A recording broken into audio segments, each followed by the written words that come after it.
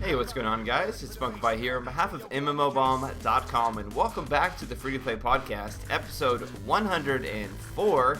Today is April 21st, 2014, and we've got a great show for you guys, talking a lot about SOE's latest MMO. They seem to be rolling one out every year now, H1Z1. Of course, we also got a little bit of a recap from some of the highlights of PAX, and some surprising news regarding an ill-fated third-person shooter, which has now been revived. Of course, as always, I have my secondary co-pilot, I guess you could say, what is it? Well, you're my not henchman. You're in crime, partner in crime. That's flunky. What I was Okay, there. I'm a full partner. I'm not a minion or a flunky. All right. No, you're a partner. You've graduated. Oh, okay. I did my internship as a minion, and now I've graduated to full partner. That's great. Yeah, you can actually get paid now. It's not all right. unpaid internships. I don't get whipped anymore, right? Too. Yeah. You don't get put in the dungeon anymore. No more beatings. All right. No more beatings. That's corporate punishment right there. Okay. Jason Winter, how are you doing, Jason? I was doing pretty well before that last beating. Hey, no more beatings. Remember, no more beatings. I know. No more. Okay. You can take that home and share it with your girlfriend and be like, I don't get beat at work anymore. It's awesome. We're making progress here. Forget raises, no beatings. When do we get to 401k? That's 20 years down the line. Okay. Right before you die, you're gonna get the 401k. Sure. Great. Okay. All right, Jason. Jason, how have you been, man? We had a little bit of hiatus there, but we're back now. You been doing all right? Getting by. Getting Just by. You've been playing some ESO, some TS. Oh, I guess the Elder Scrolls Online. I don't know. Sometimes it's ESO, sometimes it's TSO. Yeah. Been playing less of it lately, and I'll actually get into that a little later. Well, cherry ho, let's get right into it then. All right, so we're going to start our discussion off today dealing with SOE's, of course, latest foray into the MMO market with H1Z1. H1Z1 is, by the way, really not that descriptive of a name. I don't know if it's really, just me. It's really awful to pronounce. It just seems awkward to say, too. I just kept thinking, how do you market that? Nobody knows, by the way, who may have been living under a rock, what we're talking about right now. There's no indication. It could be a binary game for all we know. It could be like a computer game, because H1... Oh, it is a computer game. Well... About computers. It could have been about computers. Yeah. Because what does H1Z1, what does that tell you? I guess SOE wants you to know that it's a virus-based MMO, aka it's got zombies in it. It's like a survival MMORPG. Jason, you've been covering this pretty extensively since they initially announced it with the live streams and such like that. Is this just another jump on the bandwagon on that zombie sort of apocalypse survival motif that we've got going with a lot of DayZ and its clones and what have you? To some extent, yes. Just first of all, something I have heard someone say that just came to mind is I've heard them refer to it as Hizzy, if you want a slightly more easy to pronounce game. Yeah. Okay. Hizzy. You down with the Hizzy, full shizzy? It's not quite, doesn't have quite the apocalyptic tone. I know. Well, when you call it a Hizzy. After the apocalypse, only the rappers will be all that's left. That's the virus. It's gangster the virus. Will be all that's left. Okay. But yeah, I mean, obviously, it does bear resemblance to the other zombie survival games, which DayZ is the most prominent one. And yeah, I wish it had been something that's a little different, just not necessarily post-apocalyptic zombies. I think it could have gone a lot of different directions. And they obviously have a great, they're building on the Forgelight engine, which looks great. If you play Planetside, you know how wonderful it looks. There's a lot of different directions they could have gone. They chose to go with the zombies, I guess, just because it's still maybe not quite leaped off the edge, jumped the shark maybe or whatever. It's still enough there. And as we were talking about pre-show, there's just not a whole lot out there in terms of finished products when it comes to zombie survival. So they still think, I guess, there's enough of a market there that they can still exploit it. Yeah, we kind of think, a lot of people think about the zombie MMO or the zombie survival market as being overplayed. And I think that's just because there's a lot out there right now, but none of it is really complete. I mean, you got DayZ, like you mentioned, as the forefront in the so-called zombie survival market.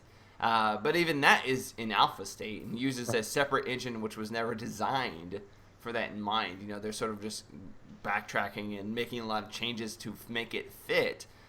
So SOE here coming in, they're really sort of the first large publisher / developer to come in and say, okay, we're going to build this with this in mind, not, completely hack this other engine to pieces, but use an engine that we've already built the tech for. We already have an MMO that supports thousands of players, Planetside II, like you mentioned, Jason. Why not just, apply it to this other setting? So I think there was a lot of sort of checkboxes that SOE was sort of like checking off as they went down the line in terms of deciding whether or not they were going to pursue this. But it is, like you said, a little bit disappointing that they chose zombies. I mean, they could have done survival horror in a lot of different ways other than just using zombies. But they, you do need some kind of stable hook to get in like the mainstream market, other than saying, oh yeah, it's a survival MMO, but it's not, what you would expect. It's blah, blah, blah, blah, blah. And they may put a couple players off, but immediately if people can make, connections between this and DayZ or Rust or 7 Days to Die or whatever other zombie survival game is out there, I think you can initially, draw in those crowds a lot quicker just with that moniker. And it's a little unfortunate. I feel that, we're already at a point where we're like, oh man, I'm so tired of zombie MMO style games. And I'm like, well, we haven't really had, how can you say you're tired of it when we haven't really had a full representation of what it's supposed to be? That's because they're already charging us for the alphas. Exactly. Everybody is. So it's like they've actually launched. Exactly.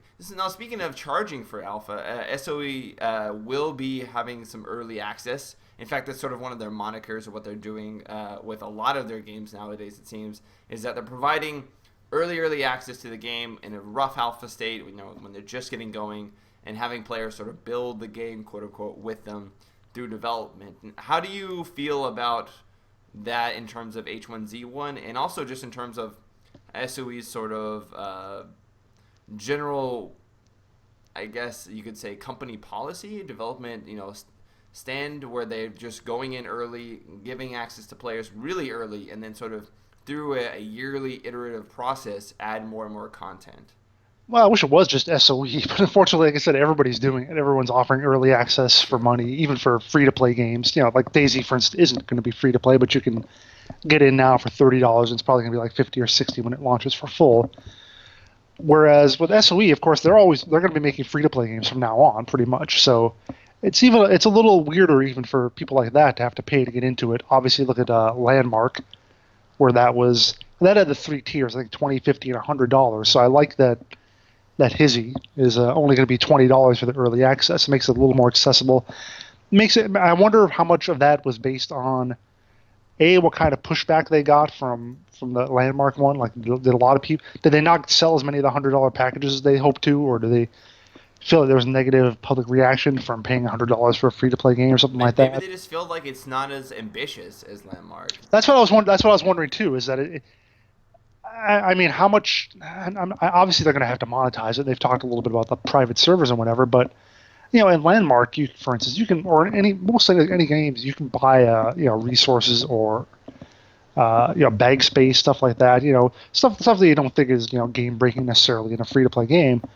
Whereas that's kind of tough to do in a survival game, where even inventory space confers almost an in-game advantage. Exactly. Even cosmetic items. Yeah, people were talking about that in one of the Reddits. It's like, you can't just wear camouflage, clothing like hunter camouflage, because that actually, again, confers a benefit. So that's really interesting, to think about is suddenly when you have a zombie MMO that's free to play, what can you potentially, there's no pay to win aspect. They said there's absolutely no pay to win aspect. That's a mainstay of theirs, but suddenly pay to win becomes completely different. Like, the idea of pay to win becomes completely different when you analyze it from the perspective of almost anything could be considered pay to win. Any sort of okay, well, maybe when you pick up ammo, if you can think of like a boost, for example.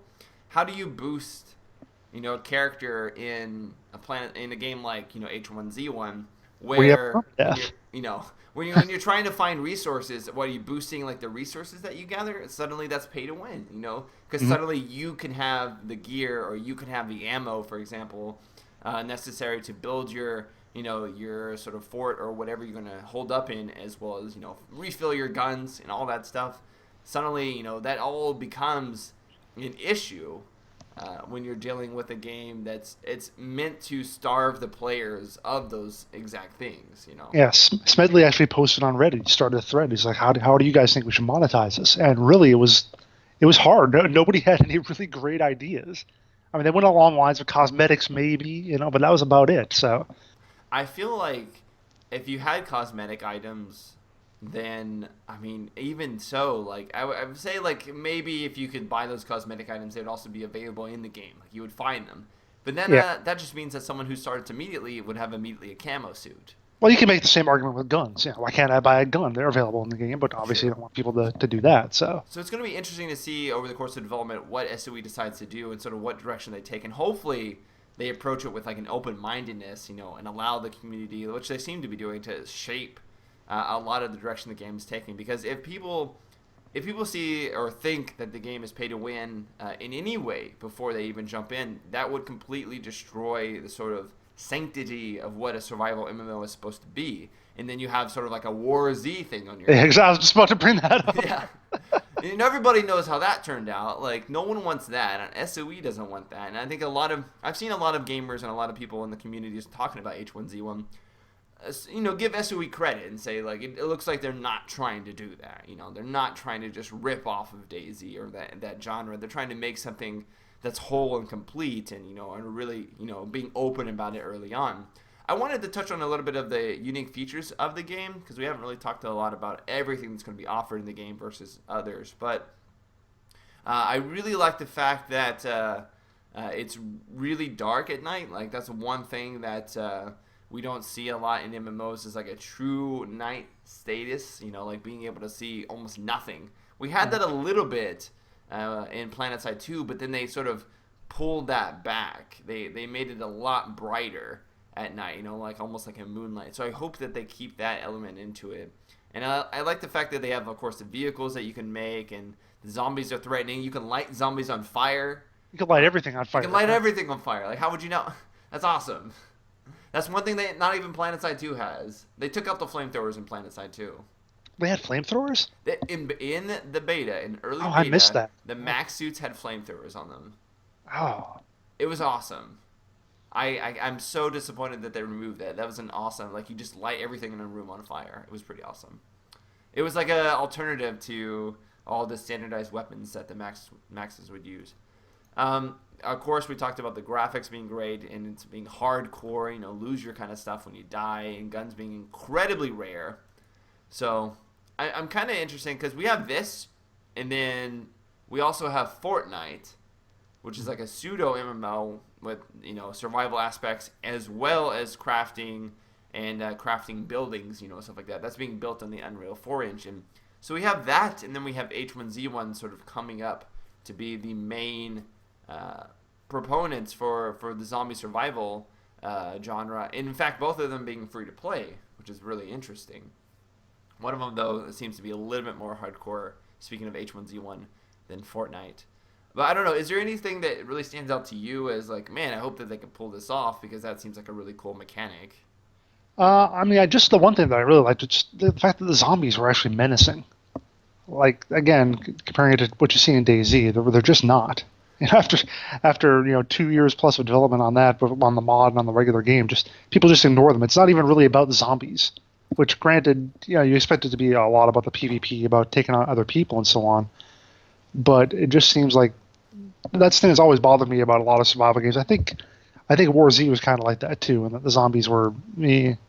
And you time your attack on them just perfectly, and you'll kill them no matter what.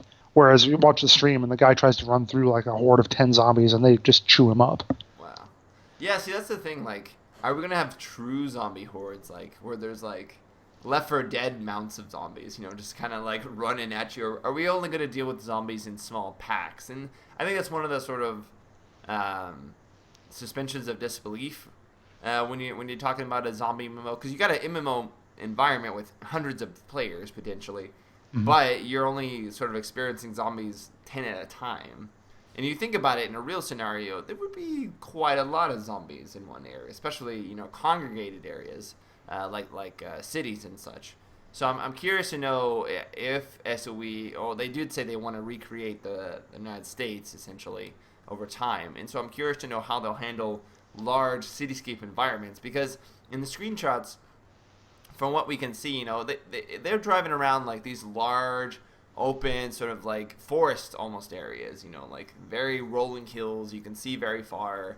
and not really cityscapes so much. Well, they say they want to start with that, with the kind of rural, small town America kind of look to it, and then just want to expand with different, I guess, different attached sections of maps with different regions, different kind of environments, Sure. whether it's urban or different natural kind of stuff, mountains or something like that. So that sounds really interesting. I hope you can still flip people off like you can in DayZ now.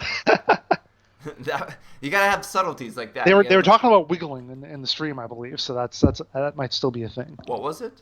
Wiggle is how you sort of you kind of go back and forth when you're on your DayZ character. Oh, okay. It's meant to be a look out, peek out behind a corner thing, but sometimes people just do it and wiggle, wiggle, wiggle. I hope you can just I don't know if you noticed, but you can lay down on the ground in DayZ and then you just roll over. You just keep rolling. I want to be able to just roll down a hill I didn't see any. I don't remember if I saw any kind of posture changes, like crouching or rolling or anything like that. Maybe they haven't implemented it yet. I would hope so. I mean, even. Well, I have to at least have crouching. I mean, that's in Planetside II. Of course. That's at least and that's the thing that's another thing that's interesting that you bring up is, are they going to add prone to the game? Because prone in a survival game is, I mean, it makes no sense to not go prone when you have a game where you're like, okay, I'm trying to evade. Zombies and stuff like that. A little bit, not as necessary in something like Planetside 2, but definitely in H1Z1. I was really surprised that the development team behind the game is so small. Like they mentioned that it was only like a handful of developers, something like 30 or less. And for something the size of H1Z1 and the size of SOE, that's quite small. It's a drop in the bucket, I would say, in comparison to the team behind Planetside 2 or even the upcoming Landmark games. So, I don't know. I'm cautiously excited for One H1Z1. little thing I'll just point out is I just pulled up the Twitch page. I browsed games. Mm-hmm. Currently, 3,668 people watching DayZ, 2,955 watching Infestation Survivor Stories, aka War Z. So even a crappy zombie survival game still gets people at least viewing it on this. And I've seen streams of DayZ, go up to 20,000. Oh, sure. If certain people are actually streaming it, so there's definitely a willingness to watch it. I'm just saying, for all the fun we make of War Z, it sold like crazy when it first came out because it was people just wanted that so badly. It's like even if H1Z1 has its issues, they're going to sell a crap ton of those $20 packs in a few weeks. Oh yeah, I mean, if you look at it, if you just look at the current state of the game, it almost looks like it's already to the point of DayZ, almost. Yeah. You lack the buildings, of course. You don't have the cityscapes as much, and it doesn't seem like the inventory is quite as fleshed out. But you already have the framework. I can already see the framework, and it looks extremely similar to how DayZ is at that current state. Not similar in how it plays. But just in how far along it is. Well, the thing is, too, with this type of game, it probably is well suited to being a minimal thing that gets rolled out eventually, because you don't need that much to, you need people, you need a few weapons, and then some zombies, I guess, and people can enjoy that. Just running around being stealthy and trying to mug each other. Yeah. But you gotta, the one thing that really sort of fleshes out a zombie MMO is, yeah, you can do that, but eventually it just devolves into shoot on sight. There's no reason or sort of benefit to cooperating, and we see that a lot in DayZ. People will oftentimes just shoot you on sight. You get a lot of that kind of aggression, and you're going to have that in a game like H1Z1 regardless. But they're promoting incentives to do things other than shoot each other and shoot the zombies. It is definitely something that I think that a lot of the current zombie survival games out there have not captured quite yet. And hopefully they're able to develop more of a persistence and sort of a willingness and a reason to group up with other people, whether it be to share resources to build a town. Because I did know they mentioned that they wanted to be able to allow players to build the town from I almost said Walking Dead. Walking Dead, yeah. So I forget what the Mulberry. They want to be able to build Mulberry. In the game and have that functionality. So we haven't really seen any of the crafting features in terms of the building features. Well, we did see a little bit in the video. We did? I missed that part then. Yeah, he actually combined some wood or whatever and then made a shed. Oh, okay. So that actually looked pretty cool. In fact, he just kind of plopped a building down. I hope he can't just plop it down whatever and get instant cover. I hope it was have to be some sort of out of combat or whatever. Yeah, like it slowly builds up or something. And that's sort of interesting, you know, like it doesn't seem like they're not going to be taking the landmark sort of approach where you have full control over everything. It's going to be seems to be like predetermined buildings. Which seemed like they would also go well into the player studio if people wanted to design them. Exactly. And that may be like the one thing that I'm a little bit disappointed with, because having seen some early gameplay footage of Fortnite, and again, that's sort of like Fortnite's thing, is Fortnite has this huge sort of focus on allowing players to build their own structures, and these structures get attacked at night by, you know, zombies or other sort of menacing creatures. But the structure quality, for example, is really important, what you build your structure quality out of, whether or not it's easy or hard for the monsters to get in. And they even have like certain classes, because Fortnite has a class system, where there's like a construction class that is more focused on making buildings than everybody else. So I would just like to see a little bit more of like, okay, you're a survivalist, but can you differentiate yourself from all the other survivalists? Can you make yourself an asset? You know, because if you think about in any zombie survival environment, you're going to have the doctors, you're going to have, you know, the people who are great shots, and the people who are great cooks, and, you know, all those kind of people who have their individualistic talents. You sound like you're saying you want classes. No, I don't want classes. I want people to be able to specialize. Or at least a skill system, I guess. Yeah, I mean, that way you're not just like the same as your partner Joe Blow next to you, but except you're wearing armor, you know? And that gives people like an incentive to not kill other people, I think, in some regards, because those people can be an asset to them. If all you are is walking around with loot on your back, then people are going to treat you like a mob that they just need to kill so they can get better loot. But yeah, maybe so. But I mean, then some people will talk about how it kind of detracts from the purity of it being just a survival kind of game. I guess, yeah, it's true, the purity of it. But I mean, if you want it to be also an MMO, you need to have some sort of, I don't know, gravity for each of the characters, for each of their purpose in life. What is my purpose, you know, to survive in this zombie MMO? No. And the other problem, of course, with any kind of skill system or whatever is as soon as you die, you lose it all, so you start over, so. Who knows? Oh, yeah, I guess that's true. Yeah. The hardcore nature of it. I don't know. I think the skill system could stay, maybe. I want to say that they have some sort of skill system in War Z, but I haven't paid attention to it. And there's some sort of where you can, like, reserve it, keep it to your next character or something, but I don't know.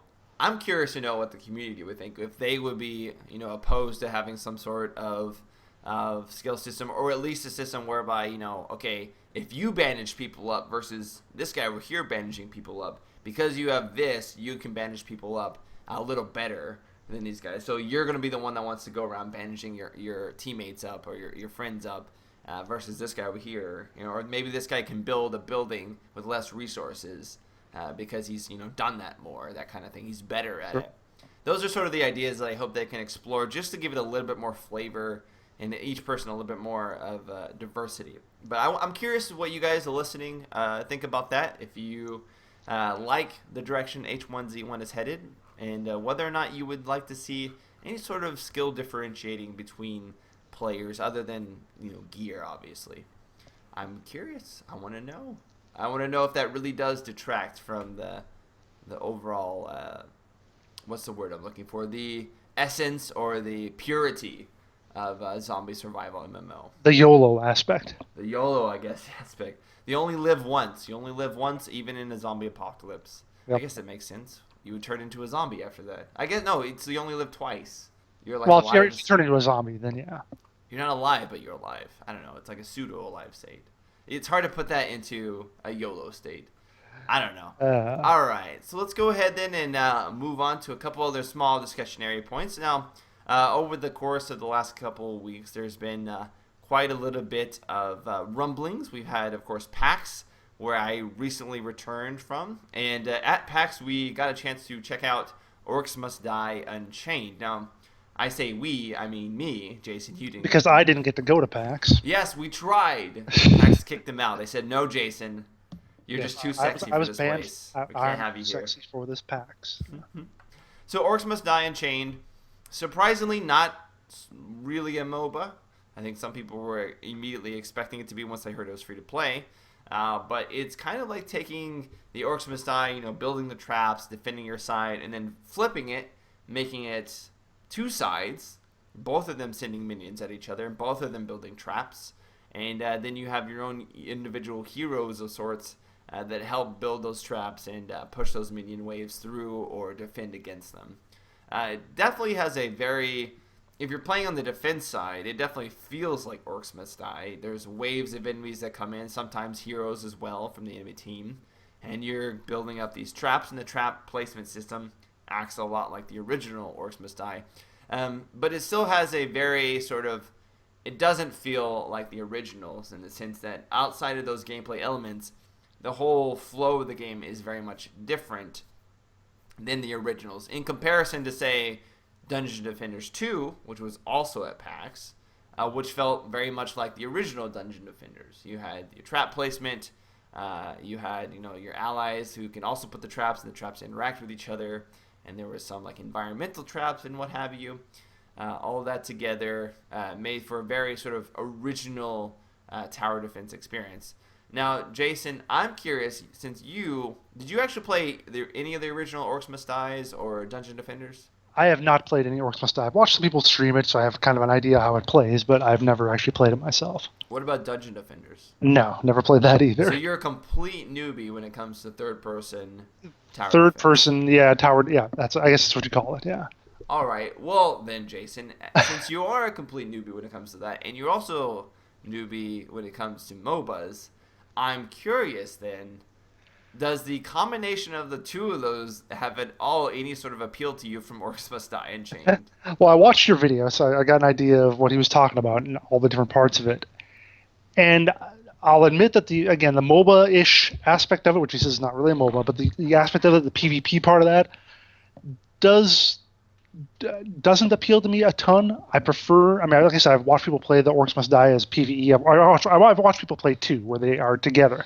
I like that as kind of a cooperative kind of aspect to it. And I know he said there would be some of that in the game, and I hope that isn't just... It's basically having that, but 5 people. Yeah, having that with 5 people with hopefully a larger area, so you're not all crammed like one little corridor or whatever.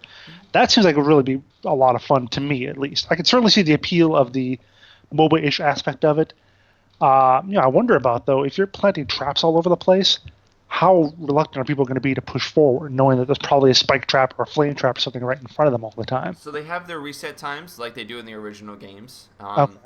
And the way it works essentially is you start off with minions spawning from 1 point, and there's typically 2 points on the map from what we saw in the test, and the vertical slice that we saw at PAX. Okay. You can spawn minions from a certain area, and then as the game progresses, you can go to another area, unlock it with currency, and spawn minions from that area. But the minions that you spawn, instead of having like waves in the normal sense, where each wave is a randomized bit of minions, you contribute a minion type to that wave. So you'll go over there and you say, okay, I have 5 of these minion types, and these minion types are based on cards that you're going to accrue as you play. And these cards will have different minions on them. And you say, okay, there's 5 minion types that can go in this wave. I can only contribute 1. Which type of minion am I going to contribute? And then you click that card, and that card becomes your contribution of minions. And as the game progresses and you sort of gain currency for killing the enemy's minions and potentially killing the enemy, you can go back to your wave, and it'll continuously spawn that minion. You go back to that wave, and you can actually upgrade your minion so that it spawns more, or that it spawns like a upgraded version of that minion. And so as the tiers progress, it sort of becomes like a normal Orcs Must Die game where, at wave after wave, the enemies get harder and harder. They keep pushing through the defenses easier and easier until eventually they push into your base. And, the way you lose in the game is much like in the original, where you just have the enemies flood into your base, and, enough of them get through, then you've lost.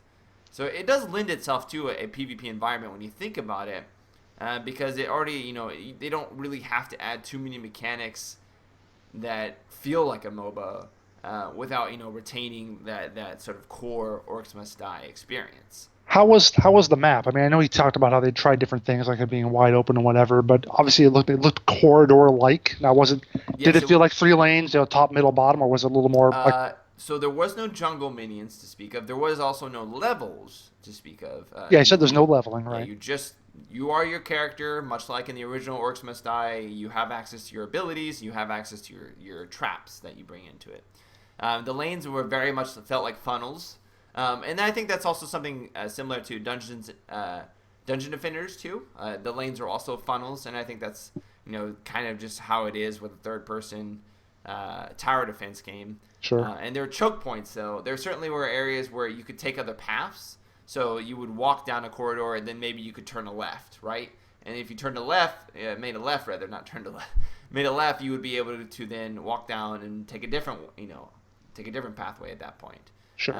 But the minions, they sort of followed a specific route always. And in that way, it almost felt like a MOBA because, of course, you have like these waves of minions from both sides clashing with each other.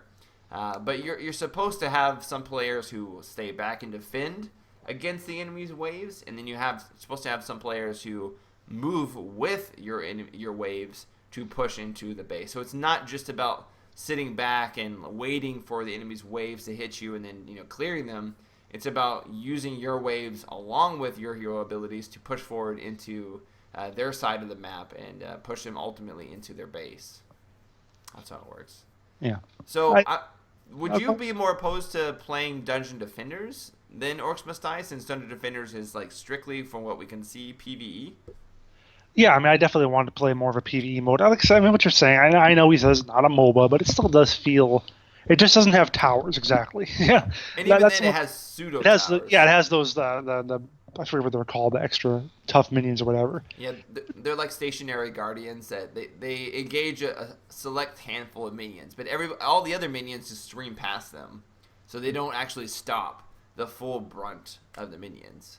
But yeah, it does feel a little like Smite with a little extra couple of things to it. That's sort of how I look at it. Yeah. Me personally, having played both at PAX, I'm actually a little bit more excited for Orcs Must Die, just because I feel as though, and this may be because I've played a lot of the original Dungeon Defenders, and I played a lot of the Orcs Must Die series, so I have a little bit of experience for both of those in order to compare. And to me, I felt as though there was a little bit more to do in Orcs Must Die than in Dungeon Defenders.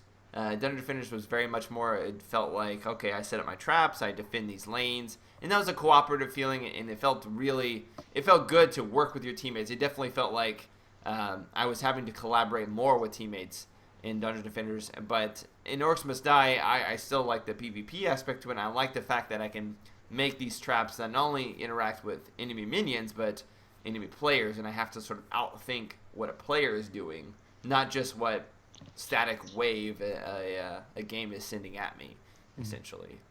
I like the card system he talked about for the advancement. That sounded interesting. It sounded, if I was making it out right, I'm hoping he made it sound like it was a little like Hearthstone, in that you're going to be able to you can play free forever, and you can get all the cards you need to make your guy up, but you can of course buy cards, buy packs of cards or whatever to get more. Yeah, so interestingly enough, like, you only use one card really per game, as far as I could see. We only used one card. You had like 5 cards to choose from, but you selected one card, and that card was the type of minion that you were spawning. Really, I thought there were. Okay, it looked like there was more than that to your loadout. There was more cards, but those cards also make up, say, for example, the traps that you have access to. Well, sure, that's what I'm saying. Yeah, it's all part of your loadout, Yeah, traps or abilities or whatever. Yeah. They didn't seem like they got used though. Like, you didn't seem like it's like one-time use, and then you. Oh yeah. It's like equipping a passive skill or something like that.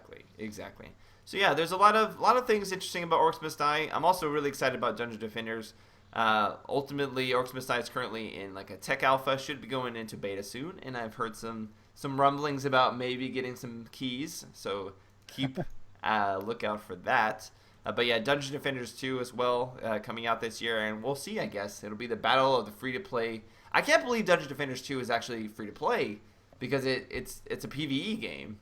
Like, it's completely, they were going to make it a MOBA, then they said, no, we're just going to stay with the lane thing. And having played it at PAX, it felt like the original Dungeon Defenders. It felt a little bit more streamlined, but I couldn't really tell if that was because it was free to play or if because it was the sequel to the original. I couldn't see so much where I didn't see any sort of influence of free to play in the game design, but I did see influences of free to play in Orcs Must Die, Unchained. Sure. So we'll see how that actually plays out. Now, Jason, moving on a little bit, I have a bit of a good news, Jason. Yeah. I've got the return of a long-lost third-person shooter. We've talked about it a little bit in the past, I believe. Minimum. The game is literally called Minimum. It's not. Yep. It's a minimal third-person shooter. Originally was being created by TimeGate, and TimeGate unfortunately had to file for bankruptcy late last year, or early last year rather. And now it seems as though the mantle is being taken back up by Human Head, along with Atari, to get the game back in motion. Now, I had to look up these companies a little bit because I wasn't really familiar with Human Head. Human Head actually worked on the Prey series. I guess technically they also worked on Fort Courage, Blair Witch Volume 2, Dead Man's Hand, and Rune. But they don't talk about those. They don't talk about those. But yeah, they worked on the Prey series, which of course was actually a Portal gun game before Portal, if I remember correctly. 2006 is when that came out. So now they have some shooter experience behind them.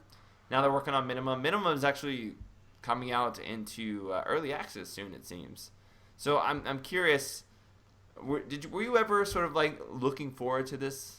Was this ever something that was tickling your fancy? I think we did talk about this before, and I said, or at least what I will say now is, it looks neat and looks like they can do a lot of stuff with it. Personally, I don't need to necessarily have again compared to something like Titanfall, for instance, I don't need necessarily that kind of graphics and kind of bells and whistles. But I don't know, I just need a little bit more in my games than the blocky polygon stuff.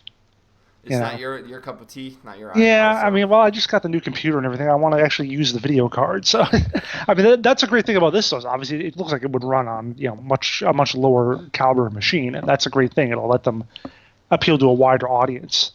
And I loved at least one of the shots, the destructibility of the environment, which is something more easily do with this kind of blocky kind of look to it.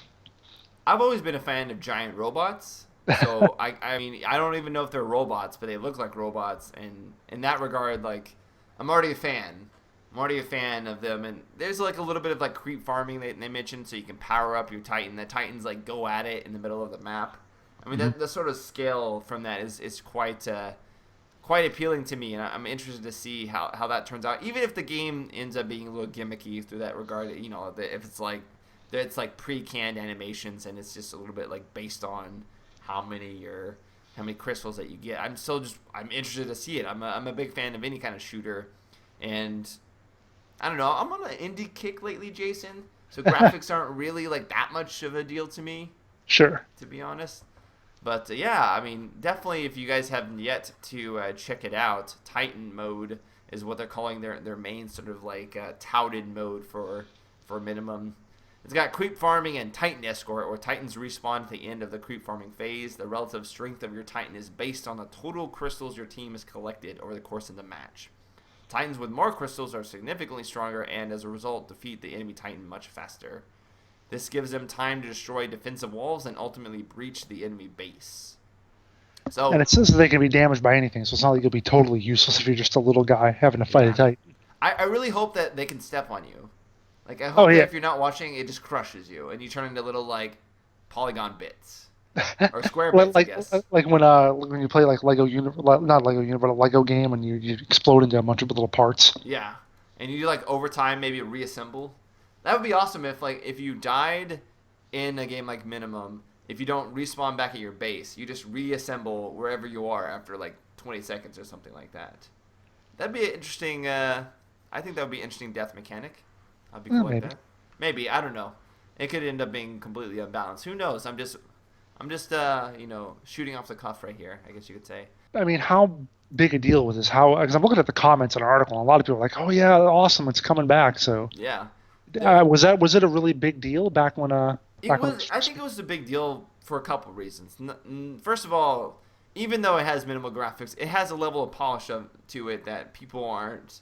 That caught people off guard, I guess you could say. Sure. It has a level of polish and an art style that is definitively different than a lot of the other shooters that we sort of get on a regular basis.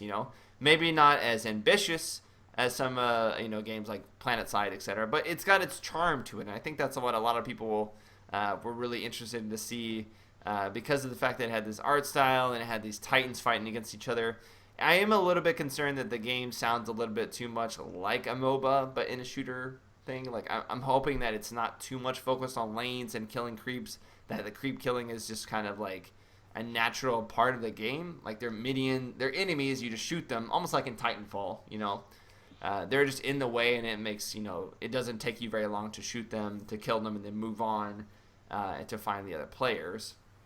But people I think were immediately initially turned on to it because it was Timegate behind it, and I know Timegate has such a pedigree, and they're well known for developing a lot of. They're actually in Texas. They're well known for developing a lot of Well, they were in shooters. Texas. They were in Texas. They filed for bankruptcy, but they worked on Section 8 series, which actually I think was a good shooter series. If not, it didn't receive the sort of promotion that it needed. And then of course they worked on a lot of the sort of Fear expansions. So they had a nice pedigree behind them. They worked on some of the Cohen games and Axis and Allies before working, of course, on Aliens Colonial Marines as their last project, which it's kind of unfortunate that was the last project. What a way to go out. I know, right? The blaze of just fire. Fanboy rage. Yeah. All right. Well, the last sort of thing I wanted to mention about the news, just recapping really quickly, is in regards to Hearthstone being on the iPad. Jason, I know we talked about this a little bit pre-show, but the game is now on the iPad. It was at PAX. They're showing it on the iPad too. Mm-hmm. And I've since downloaded it, and I thought I was done with Hearthstone, Jason. I thought I was done with it. I thought I was like, okay, I played this. I'm done. I don't want to go through the tutorial and rebuild all my stuff all over again.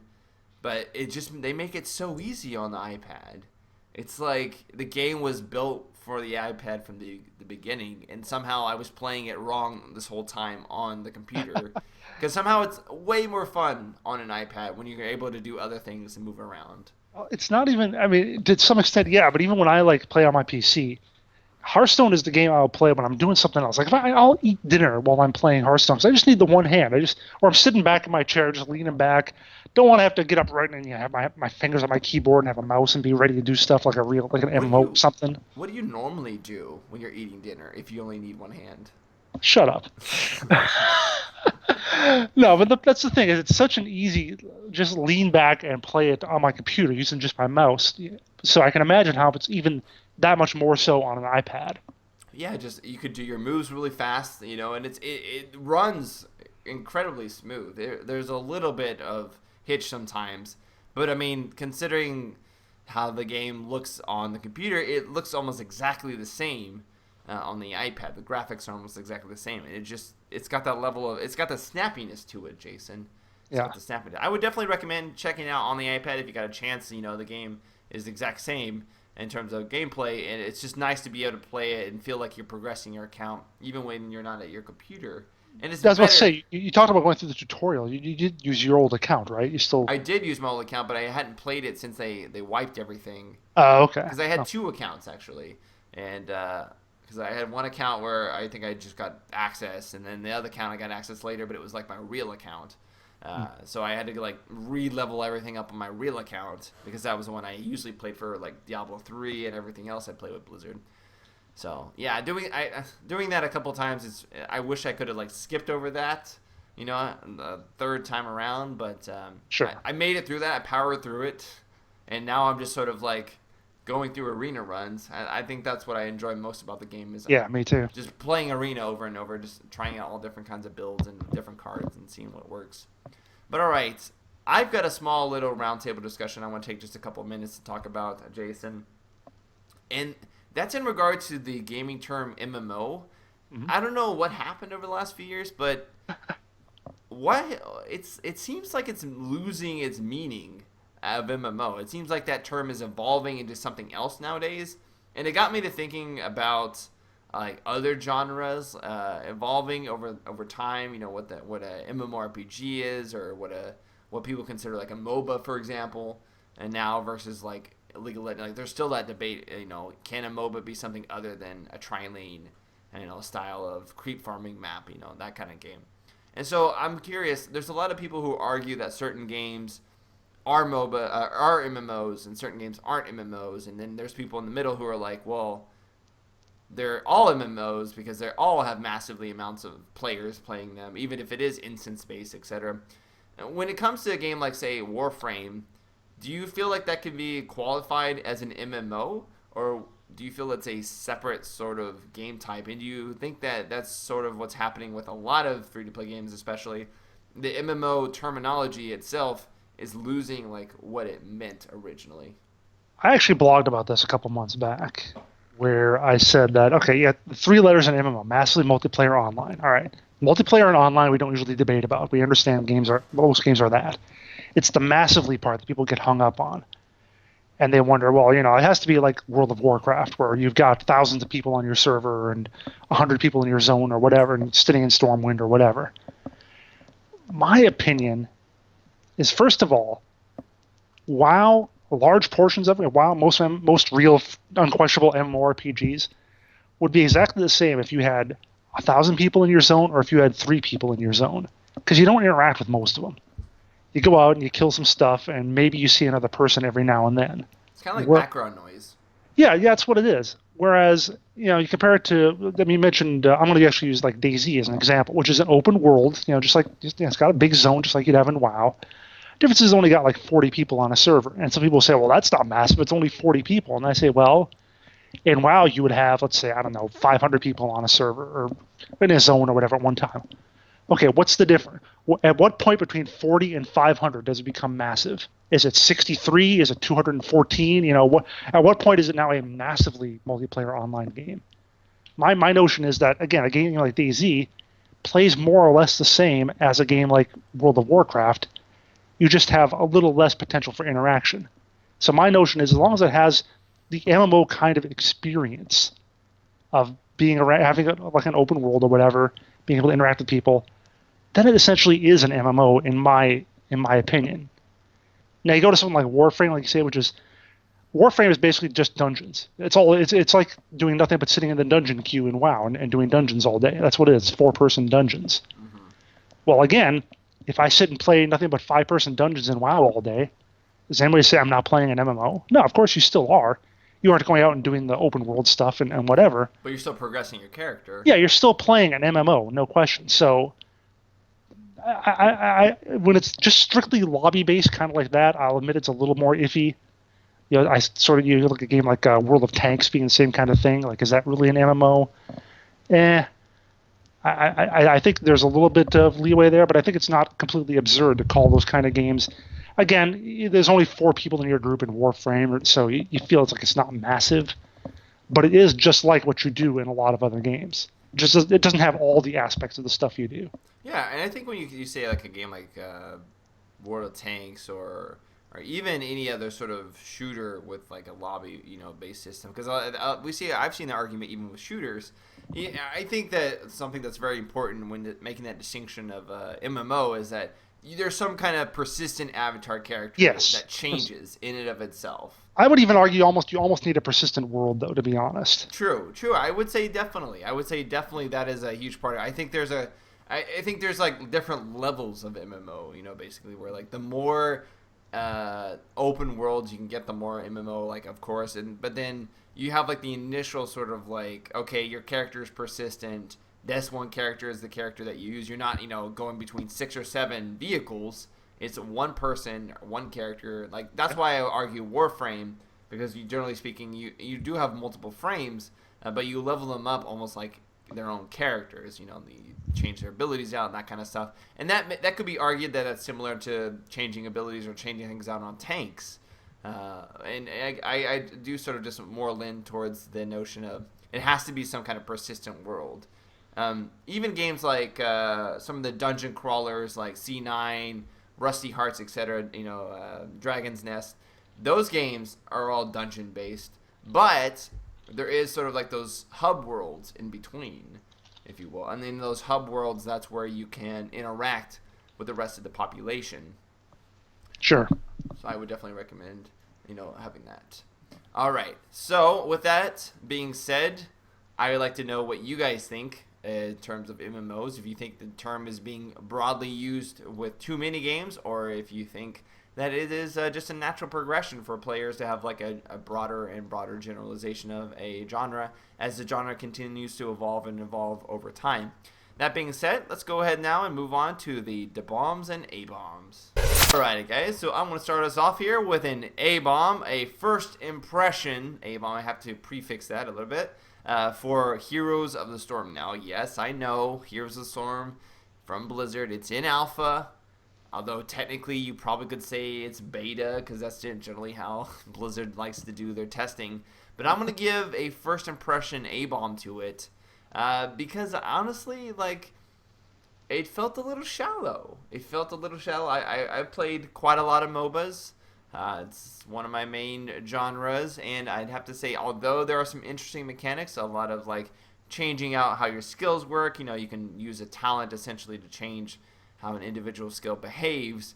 I'd like to see more of that. There didn't seem to be quite enough of that to really make what decisions you chose as you leveled up more impactful. And because of the fact that you couldn't make a decision on what you wanted to augment at every level, I felt like the reduction in the amount of like customization and sort of like individuality for each character, in terms of how you build that character, was somewhat lost. And now that is stuff, of course, that they can change over time. It is alpha, but I hope to see that happens more aggressively in the beta. The objectives of the game, not bad. I think the objective-based modes are pretty interesting, albeit a little bit unbalanced, but again, it's an alpha. However, I do think that they can work more aggressively on adding a lot of different skill choices and talent choices to let players sort of shine their unique builds out. Because that's one thing about any other MOBA is you can use not only how you build your character or which abilities you choose first early on, allow you to define that character, but also your item builds as well. And with the removal of item builds in a game like Heroes of the Storm, it really falls upon the talent differentiating and the ability to select different talents in order to define your character. So I'm going to give a early first impression A-bomb to Heroes of the Storm. I'll check back with it later in development. Hopefully some of those things that I touched on get adjusted or amended rather. I just want to say, too, that I haven't played it yet, but I've been hearing a lot of people talk about it, and I hear nothing but good stuff about it, because I'm hearing mostly from people who don't play a lot of MOBAs, and they like that it's fairly simple. Yeah, and I think that's what they were going for, I think they can strike a nice balance between the two. I just think that it could be more... You're just a hardcore elitist, man. I'm not even that much. I mean, like, okay, when you level up and you get access to a talent skill, you get 2 at a time, usually you can choose from. A passive, change or augmentation to your ability, or a passive innate. Why not just have 3? That's what I'm saying. It's like why not have 10? Why not have 10? I know. There's like a cutoff point, but there could just be a little bit more. It sounds like Heroes of the Storm is to MOBAs what Hearthstone is to CCGs. I'm sure, Jason, when you first started playing Hearthstone, you're like, why does it do this? This is so easy and simplistic, yeah. But I guess it does have that polish that adds to it. And I'm no doubt Heroes of the Storm will be popular, but for me, I could see a little more. I'm not so easily impressed by MOBAs these days. All right, Jason, what is your A-bomb to bomb?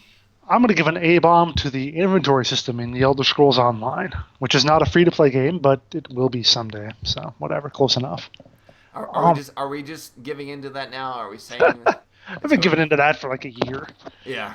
But yeah, when I first saw it, I was like, oh gosh, it's sorted. You grab something, it goes into a different little container in your inventory. I was like, this is great. But oh my god, it's so small and it costs so much gold to make it bigger. And if you ever play an Elder Scrolls game, you accumulate a lot of stuff. And in an older game that might have been in a single player game. It'll be based on like weight. So at least you can carry you can't carry like 10 suits of armor necessarily, but you can carry a bunch of crafting mats because a pile of salt weighs a tenth of a pound or whatever, and so it's not a big deal. But this thing, it's one. I mean, you can stack up stuff of the same kind, but if you have, especially if you're trying to be a cook or if you're trying to make potions or even armor for the different kind of stuff you need for that, armor or weapons, you have to have so many different materials, and you've got so little space, and you spend all your gold upgrading your space, and then you have your vault, which again you can upgrade from there, but again, there's only so much space, and you've got all these. I have the collector's edition, so I've got all these maps that are taking up space. It's ridiculously bad, and it's enough that it's maybe not want to play the game for the past few days, because what happens is you go out adventuring, and I play for like half an hour, 45 minutes, adventure. I loot bodies and grab crafting mats, whatever, as I go along. And my inventory's full. I gotta go back to my bank and sell things or stuff it in there. Then I can go back out in the wild and have enough inventory space so I can do another little bit of adventuring. Then I gotta go back to the bank it's just. It almost feels like they wanted to implement a weight system but couldn't, and so they just implemented like tiny bag space to simulate a weight system almost. And then made it expensive as hell. That's where literally that's where all my gold goes. All my gold goes towards my inventory and occasionally repairs. It's just seems like they could have balanced that out a little bit better before official release. It seems like a lot of stuff they could have balanced out better. I mean, the gameplay in general, I don't mind. Just that thing in particular is just killing me. I heard that there was also a duping bug. Yeah, I've heard about that. You could dupe. For those of you who don't know, duping means that you're able to recreate an item almost indefinitely through some sort of bug in the game or exploit that allows you to make, like, for example, a really expensive sword a million times because you can just create it over and over and over without any sort of cost. So, all right, Jason. Well, I'm glad that I wasn't on that bandwagon to begin with. I saw that bandwagon like ride by, and I just kind of waved and let it keep going. My opinion hasn't changed in that. I think the game will be decent in a few months, but I think they're just going to make a bunch of stupid first MMO maker mistakes along the way. I'm cautiously waiting to see what games like Kingdom Under Fire 2 and WildStar have to offer, since those are sort of like the most upcoming things. Yes, WildStar, for example, has what I've heard to be lackluster questing, but man, I can't ignore the 40-man raids and the war plots. I can't ignore that fact, and I know 40-man raids hard to manage. You're gonna hate them. Everyone's gonna hate them. But anyway. All right. Well, member highlights here. We'll go ahead and move on. We gotta wrap this up. We're getting into a longer episode. We've got John here saying, "I've got a bomb for Marvel Heroes in their latest patch, in which they added an awesome new hero, Doctor Strange." Is it Doctor Strangelove, or is it Doctor Love Strange? Just Doctor Strange. Yeah. He is just a blast to play. They also have an awesome giveaway where you can get a box containing a random starting hero. The game has turned from a bugged and boring mess to one of the most enjoyable and fair free-to-play games out there. It's a shame that most people read the old reviews, which are really outdated. Sadly. Yeah, I mean, I got a chance to try it out a little bit with the team about a month ago, and yeah, I enjoyed it. And granted, this is the thing with any ARPG, but it's just so click-heavy. It seems there's so much spam there. It's a lot of fun to play if you can get through all of that, though. I guess if you're like a really big fan of the Marvel Universe. Oh yeah, absolutely. It's definitely like your ARPG of choice. Well, it's good to hear that. I always like when games that have obviously a lot of time and effort put into them kind of get better over time, because it's just, we don't really gain anything by having this game come out and then go by the wayside. We gain something by having this game come out and then continually having it iterated upon until the point where, this could be a legitimate game for people to go back into and re-explore and receive, an experience that is perhaps a really good one, one that's quite above what they may have initially thought they could receive if they played the game when it first came out. But yeah, definitely if you didn't like it when it first came out, it's worth looking into again. Oh, great. Jason, can you take the next here member highlight? All right, this is from Adrian87, and he says, "A bomb goes to AirMech's double kill tournament. Was way more entertaining than I thought it would be, and I don't even play the game anymore. But seeing how much skill, planning, rapidity, and precision on his moves an AirMech Pro player has, it definitely made me appreciate the game a bit more. It would take me 10 times more to move command and army than them. And a special bomb to Jason's house in Lotro, because I said a while back I would tweet the house if someone wanted me to, and I did, and he did, and I did. So You both did. Now kiss. thank you, Adrian. Adrian, you got Jason to give you a kiss. I can't even give him to give me kisses. Yeah, but you get to beat me. Oh yes, that's true. That's well worth it. Well, Adrian, I have to watch some pro AirMech play, because when I play it, I'm just like, so much to do, cannot fathom how to do this quicker. Not really a very macro heavy RTS player. I like the micro, can't manage the macro. All right. Well, the question of the week last week was, what type of advertisement are you willing to tolerate in your free-to-play games? And we actually got several responses. I cherry-picked a lot of the responses that I felt were good representations of the different spectrums of toleration that people can have. So you've got like, I'm sorry if I say your name wrong, but you've got a difficult name to pronounce. Byakumaruzi. Close enough. Yeah, whatever, man. He says that I think that advertising inside a game can be pulled off without getting on players' nerves. You can incorporate the ads into the game environment, such as those giant TV screens in MapleStory. So he's going more for the Ubisoft approach, where they put like posters and stuff inside their games, advertising their other games. You know, they're in there, they're in the background. Some could argue that they add flavor to the world depending on what type of game it is. But those are those type of advertisements. Then you've got UDK, and Jason, can you take UDK's question? He says, I am okay with some ads if they are paying for the game in its entirety, but if it has a cash shop, not at all. So he's actually saying that no cash shop, only some other types of ads, maybe something that you watch or something that you click on before you're in the game itself. I'll just say good luck finding a game without a cash shop. You can play Hitman Blood Money online on Square Enix's website if really? You watch an ad beforehand. I think you have to watch an ad like every couple hours or something like that. That's not bad. Oh, speaking of which, too, I just wanted to say, too, I've gotten back into Planetside II a little lately, and this is what started this whole thing. And I haven't seen any ads, any pop-up ads in my time that I've been playing. So I think they've gotten rid of that. I think they realized it was not good. Yeah, maybe that was it.